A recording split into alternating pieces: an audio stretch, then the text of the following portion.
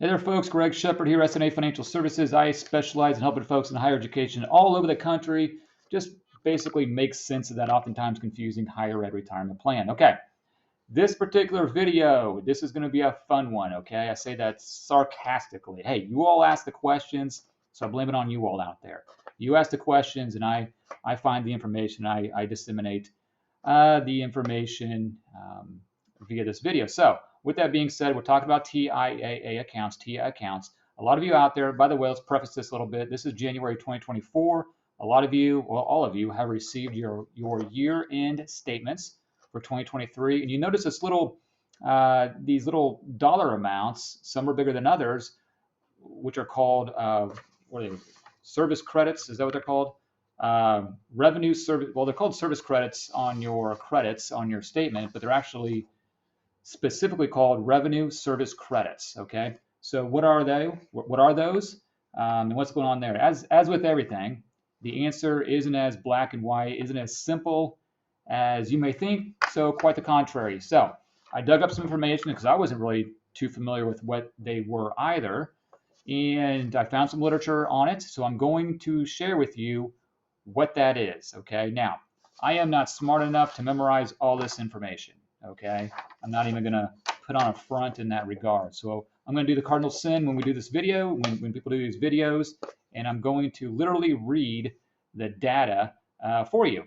So this will be exciting. Hey, like I said, you all ask the questions, I just find the answers and give them to you. Okay, so let's just get into it. Now, I'll tell you this, those service credits are basically, I'm going to read this, but in a general sense of things, these service credits come from these general accounts called RCAs, revenue credit accounts, okay? And well, let me just get into it before I start hemming and hawing. Okay, so hang with me, okay? I know this is going to be about as fun as watching paint dry, but like I said, you all ask the questions, right? Okay, so first we have to find out what a revenue credit account is, because that's where those credits come from. So with that being said, an RCA, revenue credit account, that's an unallocated suspense account that holds excess revenue that may be generated by your plans with TIAA, okay? So an RCA is an account with your plan, just as any participant account, just similar to the account you have. It's subject to the same rules and regulations. Managing your RCA, so this is TIAA talking to the employer.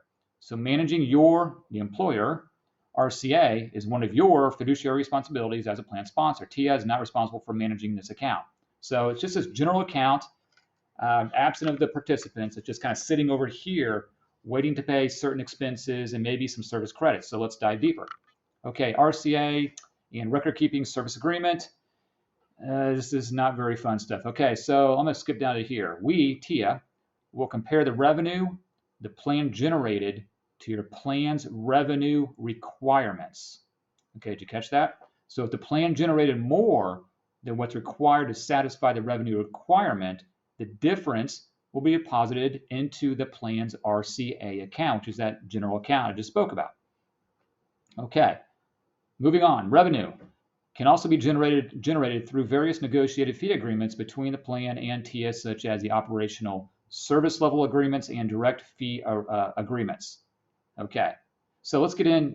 I don't know if that really applied too much. So now think about this. The employer has this general account sitting over here, absent of the participants' accounts. What do you do with it? We're going to talk about how employers typically deplete these accounts. Okay, let's just get into it. Since defined contribution plans cannot indefinitely maintain unallocated suspense accounts under applicable tax law, we, being TIAA, encourage you, employer, to deplete the RCA funds within the plan year in which they're deposited. Our standard amendment to the record-keeping agreement for RCAs requires the account to be drawn down by the end of the year. Hence, you got these service credits at the end of the year, on your December statement. Okay, let's keep going. So using your RCA to pay reasonable and necessary plan expenses. Okay, what does that mean? In general, the funds in your RCA, your being the employer in your RCA, may be used to pay reasonable and necessary expenses for the plan that generated the revenue. That makes sense. They can also be used to provide plan servicing credits to your participants' accounts during the plan year.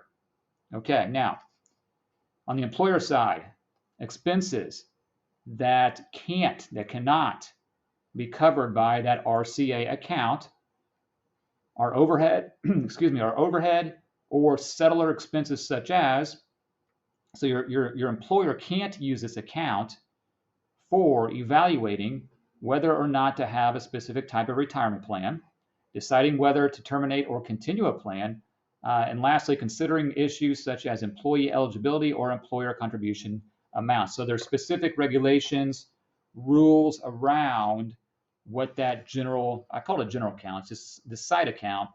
It's the revenue credit account specifically. Now, let's keep going. Okay, plan, so employer.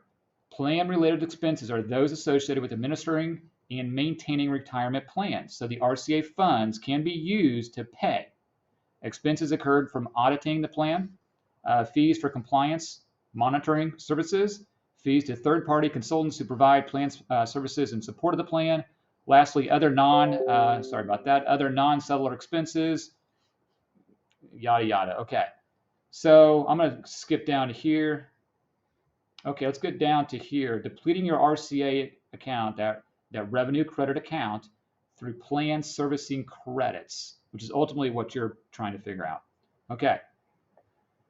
Deep breath. Okay, plan servicing credits allow you to allocate, you being the employer, you to allocate excess RCA funds to your participants. You, okay? You can choose, you being the employer can choose to distribute the funds in equal amounts or prorated according to the ratio of plan assets tied to specific formulas. Now, okay, there's not specific guidelines. What I did find is that there's 5 different ways. So again, let's kind of summarize. Your employer basically has more revenue than what was required. Okay, so what do they do with it? They're going to pay expenses associated with your plan. When they have some left over, they're going to, in good faith, they're going to send those extra monies to you as these service credits. Now, there's 5. I'm not going to get into this. There's 5 different ways that there's basically 5 different formulas, let's call it, as to which the employer may choose to distribute, because you can have a plan with thousands of employees, right? Or a plan with 20. So there's different formulas as to how they distribute these credits. I don't know this for a fact, but I imagine it has to do with the plan size, okay? But nonetheless, those service credits are good, okay? I want to make sure everyone understands that. So it's good, and they're born from those, what are they called? These revenue credit accounts, okay? That's 8 minutes of your life that you won't get back, right, folks? But nonetheless, those plan servicing credits are good. They're adding to they're monies that are added to your account. Typically, I'm going to surmise here. I'll opine that you can thank your employer as well, because that to me indicates that they've done a pretty good job of managing some expenses. Okay, so nonetheless.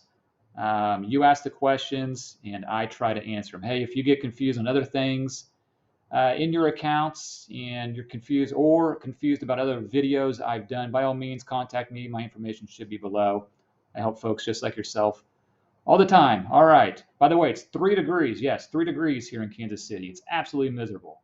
But you folks go out and enjoy yourselves. Greg Shepard here, S&A Financial Services. Take care. Bye-bye.